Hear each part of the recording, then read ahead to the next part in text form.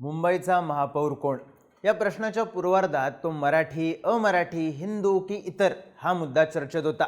पण या प्रश्नाचा उत्तरार्थ ठाकरेंचा, शिंदेंचा की भाजपचा या प्रश्नापासून सुरू झालेला आहे. शिंदेंनी आपल्या नगरसेवकांना हॉटेलमध्ये ठेवलंय. ठाकरे देवाची मर्जी असेल तर महापौर आपलाच होईल म्हणाले आहेत. राऊतांनी बहुमत चंचल असतं असं सांगून भाजपचा महापौर होणार नाही असं विधान केलंय. तर नेहमीप्रमाणे कोणतेही विधान न करता दाढीवरून हात फिरवत शिंदे आपल्या नगरसेवकांना घेऊन आराखडे बांधू लागलेत. मुंबईच्या पॉवर गेममध्ये नेमकं काय घडतंय? भाजपचा महापौर होतोय की भाजपच्या पाठिंब्यावर शिंदेंचा महापौर होतोय की शिंदेंचे नगरसेवक माघारी फिरणार आणि ठाकरेंकडे जाणार? ठाकरेंचा महापौर होणार की स्वतः शिंदे ठाकरेंचा महापौर होण्यासाठी गेम आखणार? नेमकं कोण कसं खेळतंय? मुंबईच्या राजकारणात नेमकं काय घडतंय समजून घेऊया या व्हिडिओतून. नमस्कार, मी चिन्मय आणि तुम्ही पाहताय बोलभिडू. भाजपचं संख्याबळ आहे 89 जागांचं.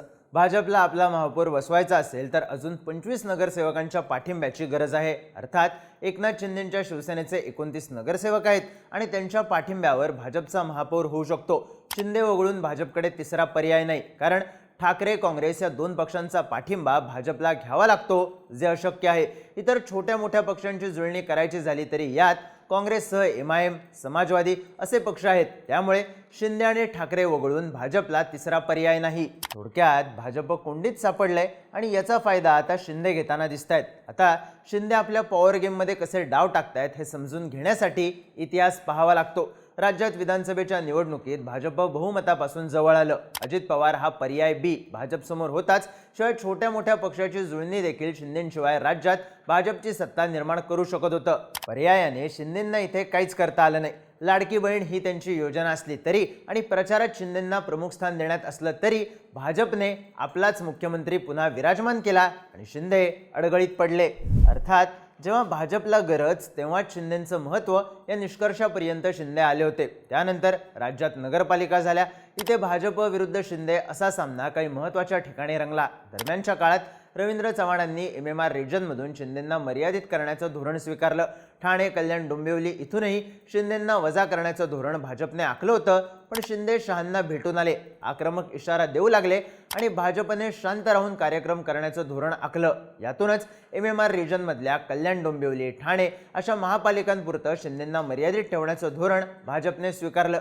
नवी मुंबईत शिंदेंच्या समोर गणेश नाईकांना उभा करण्यात आलं. उल्हासनगर, मीरा भाईंदर अशा ठिकाणी देखील सेना भाजप एकमेकांच्या विरोधात लढली. इतक्यावरच हे थांबलं नाही.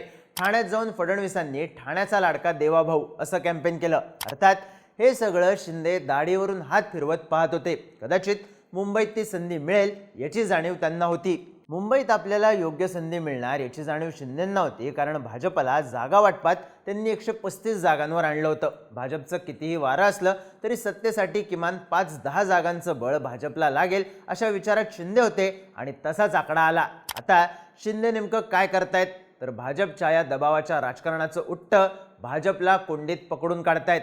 मुंबईचं महापौर पद म्हणजे मुख्यमंत्री पदाप्रमाणेच महत्त्वाचं. स्थायी तिजोरीच्या किल्ल्या आहे एकीकडं, पण महापौर कोणाचा तो देखील मुंबईत, यावर राजकारणातलं महत्त्वाचं स्थान टिकवता येणार आहे.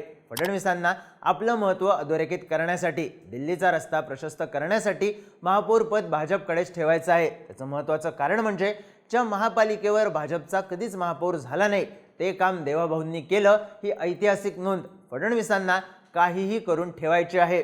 दुसरीकडे शिंदेंना सगळे उट्टे काढायचे आहेत, पण त्याचसोबत पॉवर गेममध्ये इतर महापालिकांमध्ये देखील आपलं स्थान बळकट करायचं आहे. जसं की नवी मुंबईत शिंदेंना सत्तेत घेणं, ठाण्यात महापौर आणि स्थायी दोन्ही शिंदेंकडे ठेवणं, कल्याण डोंबिवलीत देखील महापौर आणि स्थायी दोन्ही आपल्याकडे ठेवणं. जिथे स्वतंत्र लढायला लागलं तिथे सत्तेत स्थान आणि जिथे युतीत आहोत तिथे आपणच मोठा भाऊ, हे शिंदे भाजपला कात्रीत पकडून करून घेत आहेत. अंबरनाथच्या निमित्ताने शिंदेंनी भाजपला हिसका दाखवला होता. आता तो याच सर्व रिजनमध्ये होताना दिसून येतोय. अर्थात या भागावरचं नियंत्रण सोडून मुंबईत महापौर बसवणं भाजपसाठी अडचणीचं ठरू शकतं, कारण नगरविकास खातं शिंदेंकडे आहे. त्यात या भागातल्या महानगरपालिकांवर महापौर आणि स्थायी शिंदेंकडे गेल्या तर आपोआप आगामी लोकसभा आणि विधानसभा निवडणुकांचं नियंत्रण शिंदेंकडे जातं आणि पुन्हा भाजपला शिंदेंची गरज भासते.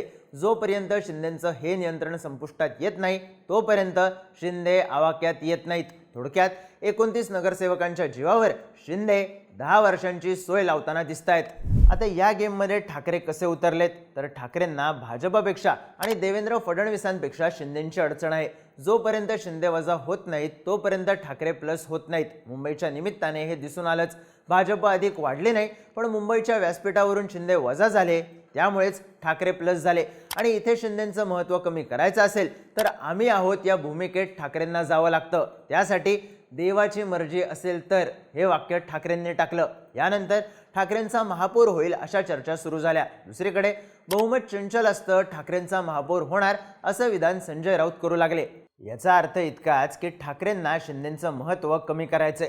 सत्तेसाठी भाजपला शिंदेंशिवाय पर्याय नाही हे दाखवून देण्यासाठी एका हाताने टाळी देत आपण आजही भाजप विरोधातच आहोत हे ठाकरे दाखवून देत आहेत. अर्थात ही समीकरणं बसवायची म्हणली तरी कशी बसू शकतात तर भाजप आणि ठाकरे एकत्र यायला हवेत.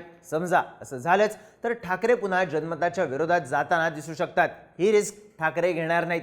भाजप विरोधाची स्पेस मोठी आहे ती आपल्याला घेता येऊ शकते याची जाणीव या निकालातून ठाकरेंना झालेली आहे. त्यामुळे महापालिकेत सत्ता आणायची यापेक्षा शिंदेंना वजा करण्यावर ठाकरे अधिक भर देताना दिसून येत आहेत. आता त्यासाठी आपण शिंदेंचे नगरसेवक फोडणार हे नरेटिव्ह देखील सातत्यानं ठाकरे समोर आणताना दिसतात. त्यामुळे शिंदे वीक आहेत किंवा वीक होत आहेत असं जनमत देखील ठाकरेंना उभं करता येतं. थोडक्यात काहीही करून MMR मध्ये शिंदे महत्त्वाचे व्हायला नकोत याची काळजी ठाकरे देखील घेताना दिसत आहेत. आता बोलूया हे शेवटाकडे कुठे जाईल. कदाचित या लढाईत भाजपच्या पाठिंब्याने ठाकरे जिंकतील. कसं तर शिंदेंचे जे नगरसेवक आहेत ते ठाकरेंकडे जातील. यातून शिंदेंची बार्गेनिंग पॉवरच संपून जाईल आणि भाजप सत्तेत होती बहुमतात होती पण भाजपवर पुन्हा अन्याय झाला म्हणून फडणवीस सिंपती घेताना दिसू शकतील. अर्थात असं होणार असेल तर ते भाजपच्याच पाठिंब्यावर होईल कारण शिंदेंचे नगरसेवक ठाकरेंच्या भरोशावर फुटणार नाहीत. त्यांच्याही मागे महाशक्तीचा जोर आवश्यक असेल. पण